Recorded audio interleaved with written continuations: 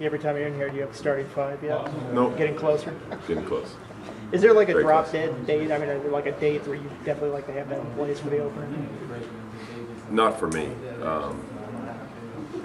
I think for me it's just more a matter of once we feel confident that it's the right time. I think we're getting really, really close to having that solidified. But there's still some competition in a couple of spots. And I would say that even once we make a couple of decisions at a couple of spots, there could still be some movement after that, particularly with so many young guys. I mean, I've been in position before where we had young guys that weren't necessarily ready to play game one, but they were by game 4 or game 6 or something like that. So I could possibly see something like that happening even a little bit later. So you know 3 of the 5 then? Do I know? You said a couple. You said you had a couple spots that were still. My wife gets on me for that. Sometimes a couple could mean a few. Maybe one. What are the spots, though, that the competition is the closest at right now? In the offensive line.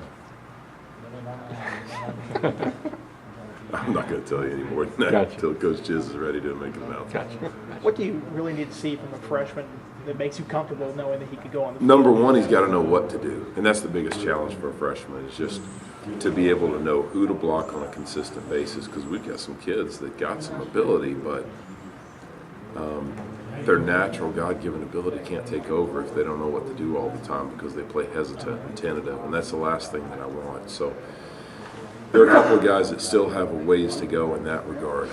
Beyond that, I want to see a kid that's just confident enough that he can step out there and play in front of 100,000 people and it not bother him. And you don't necessarily know that for sure till you get a kid out there.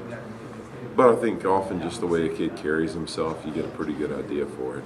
Those are the two biggest things, because if they're going to play as a freshman, they're going to have to be pretty tough and they're going to have to be pretty talented.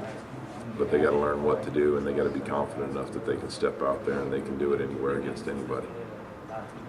How's AJ Green doing since he's been back?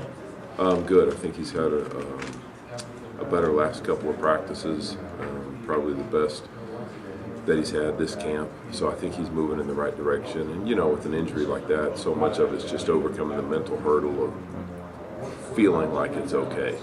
And I think he's gotten to that point now where he's not thinking about it a lot. You're going to ask about Blake. Yeah, he's still working at center and guard.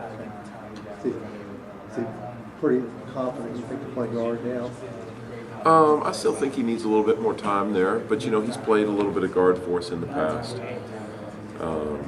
so it's not brand new to him. But it is a little bit different, particularly with all the pulling that we do with our guards. But I think he's certainly capable of playing either, and he's smart enough that he can handle both. Some kids you don't want to move around and put them in more than one spot. He can handle both. I know How many AJ's of those played- guys have you got that can play more than one? Well, I've got some that probably can, but probably won't. Like Jared Cooper, smart enough to play any position on the line. He probably won't, but he's smart enough to. Solon could probably do anything. I don't see him playing at center. He did a little bit of tackle last year for us, but he's a smart enough kid to do that. Brandon's a kid that can play either tackle. I don't see him playing inside at all. And then we talked about Blake. It's not a bad comparison. Those are the main ones. Chad Slade is a kid that could physically play guard.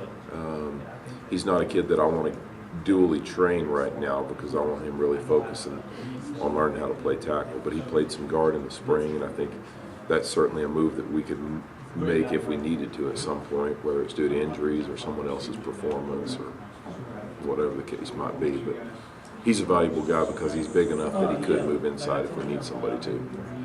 Is AJ on the right side? Is that where He's playing both. Oh. Yeah. If you're a tackle, most tackles need to be able to play both sides. If they're not a guy that's also playing some guard, most of those guys will play some at both sides.